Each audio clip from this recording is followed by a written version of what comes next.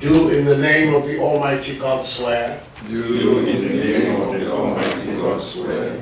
That I will at all times. That I will at all times. Well and truly serve the Republic of Ghana. Well and truly serve the Republic of Ghana. In the office of. In the office of the Republic. And that I will uphold. And that I will uphold. Preserve. Protect. And defend the Constitution of the Republic of Ghana. And defend the Constitution of the Republic of Ghana. As by law established. So help me God. So help me God. The next is the oath of secrecy. I, holding the office of.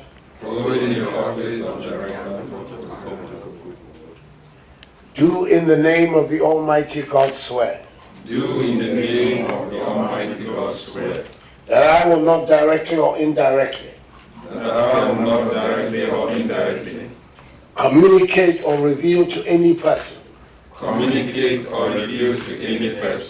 Any matter which shall be brought under my consideration. Or shall come to my knowledge. In the discharge of my official duties. Except as may be required for the discharge of my official duties. Or as may be specially permitted by law. So help me God. Ladies and gentlemen, let me first of all welcome you to the seat of the presidency of our country and be the first to congratulate you on your appointment as members of the Ghana Cocoa Marketing Board. The inauguration of the Board of Directors of the Cocoa Board is one of the most important events in the calendar of any government of Ghana. Cocoa has been the mainstay of our nation for over a century. It accounts for over 8% of our gross domestic product and a quarter of our export earnings. It has been our flagship commodity on the international scheme and a source of good livelihood for several generations of Ghanaian farmers. Many of the most important towns of our country, Sohum, in Sowon, Dodua, even Kumasi, were built on the back of the wealth generated by the cocoa industry. Unfortunately, in recent years, interest in cocoa farming has waned. Farm productivity has been going down, and cocoa farms today are besieged by illegal mining. The volatility of prices on the world market and a shift in consumption trends have reinforced the decline of the sector. The sector has also recently been awash with stories which are being investigated of widespread corruption in the management of the activities of the sector. The purpose of the investigations is to establish that if these stories are true, the measures are put in place to ensure that they never occur again. Against this background, the government of the New Patriotic Party and I have made a commitment to raising production levels of cocoa to at least 1 million tons and to process more than 50% of our cocoa beans here at home. We have committed ourselves to finding new markets and improving our standing in the cocoa value chain. In other words, we are determined to make it again a lucrative industry. For my government to succeed in this undertaking, we are going to need your full cooperation and involvement. The board has now a new leadership. The chairman is a respected public servant with a very wide experience in national affairs and was for a long time a high-profile employee of FAO. So he comes to the chairmanship of this body with the requisite experience and background, as does also the new chief executive of the board, an academic in the area and another reputed and respected public servant in our country. I believe they have the qualities to lead this institution at this very delicate moment in the life of the industry. The other members of the board have been chosen equally carefully to enable them to make a good contribution to the restoration of Ghana's pride, a vibrant cocoa industry. It's an onerous charge, but a charge I am confident that the caliber of men and women who are now on the board of the Cocoa Marketing Board are going to be able to discharge. The Ghanaian people are looking at you. They want to see a new leaf turned in the manner in which our cocoa industry has been managed and developed. And you're doing so under the overall leadership of a minister of agriculture who has given his life to developing this industry. His academic and professional life have all been intimately bound with the development of the cocoa industry. So as far as I'm concerned, from where I'm standing, I've put together a winning team. And I'm hoping that your performance will show that my judgment was right. Congratulations. May God bless you. And God bless Ghana. And God bless cocoa.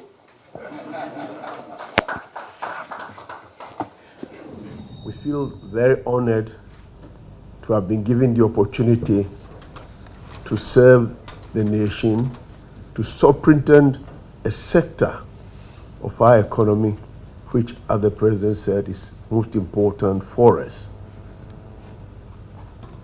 COCOBOD has been in the news lately, but as the President said, maybe for the wrong reasons. And we have our job cut out for us. But we know that with the backing of the President and the brief and the remit that he's given us, we will rise to the occasion. The myriad of problems, sometimes very daunting. But as the President said,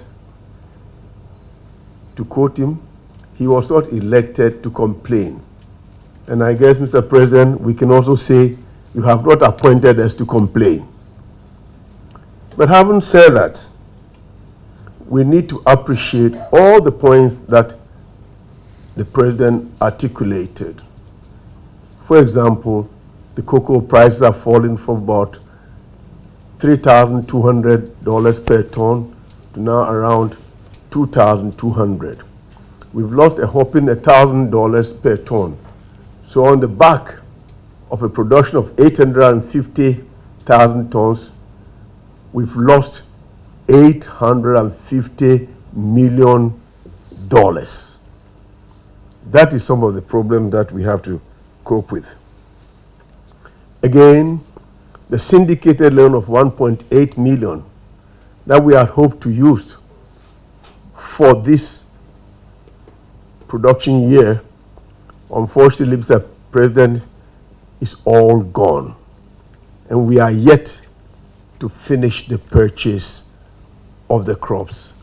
So it falls on us to immediately try and organize some financing to carry on the process. The declining in production exacerbates the situation, just as farmers are also, the President said, are selling their crops to Galamsey.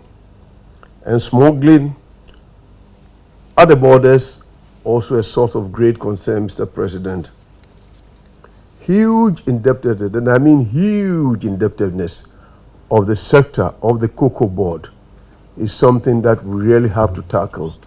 Indeed, when you look at it, then the indebtedness or the huge debt overhang of the government itself becomes pales into insignificance. But we have to start do that.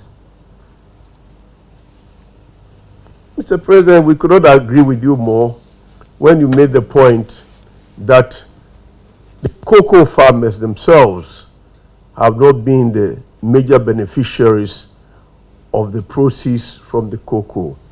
We intend, as a board, to ensure that we are the friends, the advocates for the farmers, the thousands and hundreds of thousands of farmers, and we shall so do, Mr. President, and revert the situation whereby those who produce cocoa will benefit from it. We will rationalize expenditures and establish models for moving the industry forward. For example, I really believe, we believe as members of the board, that we have to look at all manner of procedures in the board, including making dramatic cuts in the salaries, the wages of the top management. And even, Mr. President, after dramatic cuts, they will be higher than the highest under Article 71 of the Constitution. That is what the sort of situation we are dealing with. Transparency will be the order of the day, and with immediate effect, for example, no disbursement will be done more than 2 million cedis if the committee, the finance committee of the board, which I hope to chair, has not approved it. In other words, we have to do what we have to do to make sure that the cocoa industry rises to the million ton production that the president has given us. And all the assignment that he has given us, we will do. We will do the best, and we know that with his support and that of the Honorable Minister of Agriculture, Finance and Trade, and the Bank of Ghana, we will be able to do that. Initially, it will be very bumpy, but I mean, as I said, that's why we are here. And the new management will ensure that the best of issues, practices are employed to move the industry forward. Having said that, we want to assure our cocoa farmers that they should have the pride of place in everything that we do. And at the end of the day, they should realize the benefits of their labor. We have distinguished representatives of the cocoa farmers on the board, and they will continue to do the advocacy. But it cannot be the case that those who produce for us to end the foreign exchange are the ones who are going to be disadvantaged. If it is cocoa roads, with the approval of the presidency and the ministers, it has to benefit cocoa roads. If it's scholarships, it has to benefit proper cocoa wards and not people who live in the cities. No, it cannot be the case. And having said that, we cannot also live with a situation where, for example, the cocoa roads has overrun its budget by in excess of 5 billion cedis. We cannot do that. We have to operate within the confines of the rules set up by the president and the party, and that we will do. So, Mr. President, you have given us a job, and we'll do our best with your support and that of your senior members of the presidency, and we hope to be able to rise to the occasion. It will take some time, yes, but we will start by reviewing all contracts that have been signed. Because just sometime on cursory looks, you see definitely there are completely out of place. So we will do that. We'll also go further and make sure that value for money is achieved for everybody. And we have to get the COCOBOD staff also with us to understand that the proceeds from cocoa are not only to be used for the staff and what has been invested in that, but we will have to look at it and see how we can also be proactive and help the government to improve the livelihoods of the cocoa farmers. I'm sure, Mr. President, we shall achieve your dream of raising cocoa production to 1 million tons, but above all, as you said in your speech yesterday, making sure that the cocoa farmers become the genuine beneficiaries of the proceeds of cocoa. That is our promise, and that's our pledge. We will not shift from that.